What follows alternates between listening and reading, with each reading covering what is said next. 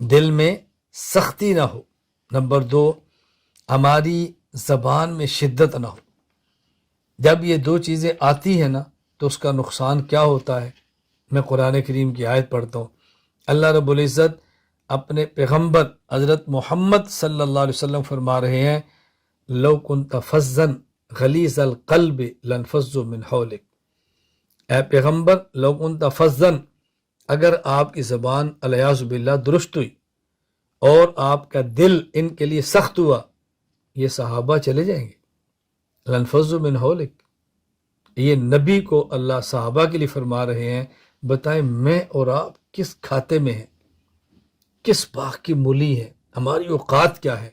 اور یہ ذہن میں رکھنا اللہ اس پیغمبر کو فرما رہے ہیں جن کو قرآن کہتا ہے انک لعلی خلق عظیم، قرآن کہتا ہے لقد کان لکم فی رسول اللہ اسوہ، قرآن کہتا ہے لم نشرح لک صدرک، قرآن کہتا ہے ورفعنا لک ذکرک۔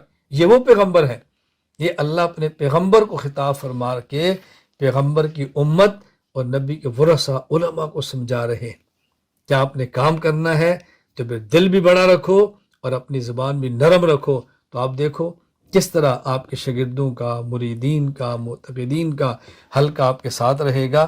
اللہ تعالیٰ ہمیں یہ باتیں سمجھنے کی توفیق عطا فرمائے۔